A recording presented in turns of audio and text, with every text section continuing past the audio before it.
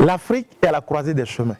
Après s'être émancipée des afflictions du colonialisme, ce continent se trouve confronté à des questions quasi angoissantes de construction des nations dans un contexte de détermination, de démocratie, de gouvernance et d'autodétermination des peuples.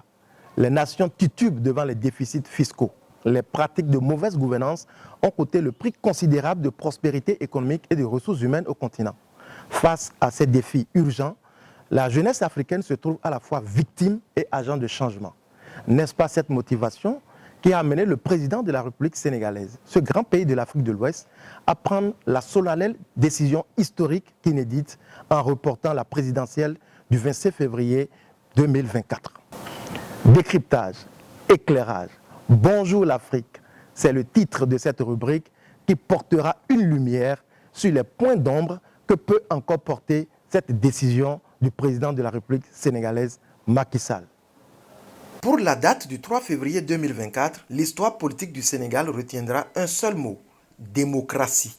Dans une atmosphère gorgée d'angoisse, de suspicion, de division et de peur pour l'avenir de la démocratie sénégalaise, le président Macky Sall a fini par trancher en s'adressant aussi humblement qu'éloquemment à ses compatriotes en 4 minutes 57 secondes dans un discours de sage, conciliant, réconciliant et apaisant. C'est le moins que l'on puisse dire des échos favorables qui ont retenti et animé les débats de la classe politique sénégalaise au lendemain de ce grand moment de délivrance du président, que dis-je, du désormais prophète Macky Sall. Un discours de délivrance que le président de la République du Sénégal a livré dans un registre audible et surprenant plus d'un.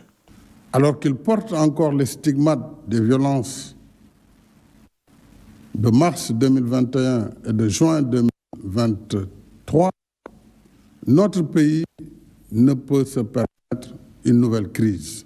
Voilà ce qui retrace toute la grandeur d'un grand homme d'État, pourtant encore hier très incompris et critiqué, mais qui se voit aujourd'hui unanimement applaudi par les uns et porté par les autres au panthéon de l'histoire politique sénégalaise. Tel un bon père de famille, le président Macky Sall vient de redonner vie et espoir à la démocratie sénégalaise à travers cette sagesse bibliothécaire et ce courage de lion dont il a fait preuve en reportant la présidentielle du 25 février 2024. Par ce acte de l'intelligentsia et de la bravoure africaine, Macky Sall vient d'écarter définitivement le spectre du grand danger électoral qui se pointait à l'horizon du 25 février 2024. Un sacré scrutin présidentiel à multiples facettes qui présente chaque jour son nouveau visage de feuilleton. Rappelons-le si besoin en était encore que cet acte hautement politique teinté d'un argument juridique tenable décrit à juste titre toute la trame parlementaire actuellement en cours à l'Assemblée nationale du Sénégal. Trame due à la plainte du candidat Karim Wade contre 2 des juges du Conseil constitutionnel pour raison de soupçons de corruption après l'invalidation de sa candidature par la haute instance juridique sénégalaise pour raison de double nationalité. Une plainte ayant abouti le 31 janvier dernier à la mise sur pied d'une commission d'enquête parlementaire votée avec l'appui des députés de la majorité présidentielle sénégalaise. C'est bien donc s'inspirant de l'article 42 alinéa 2 de la Constitution sénégalaise du 21 janvier 2001 qui se lise, je cite, il est le garant du fonctionnement régulier des institutions, de l'indépendance nationale et de l'intégrité territoriale, fin de citation, que le président Macky Sall a repris en main le destin de son pays. En conséquence, compte tenu des délibérations en cours à l'Assemblée nationale d'urgence et sans préjuger du vote des députés, j'ai signé le décret 2024-106 du 3 février 2024, abrogeant le décret 2023-2283 du 29 novembre 2023 portant convocation du corps électoral. Pour ma part, mon engagement solennel à ne pas me présenter à l'élection présidentielle reste inchangé.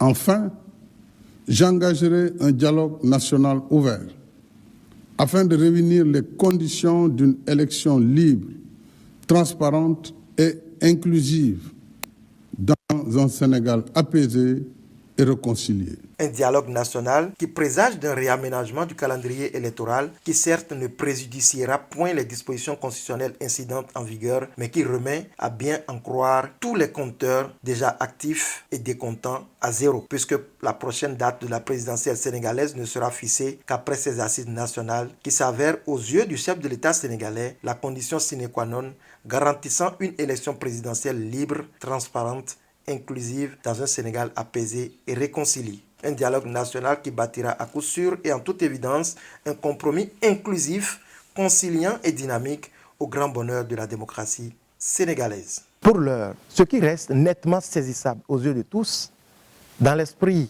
de chaque citoyen africain, ou encore mieux, dans tous les états-majors politiques sénégalais, est que la démocratie reste et demeure un concept politique évolutif qui n'a pas encore fini d'enseigner les nombreux chapitres inscrits au programme de son développement afin que les peuples puissent se retrouver dans ce concept qui leur est cher et qu'ils ont choisi comme mode de gouvernance.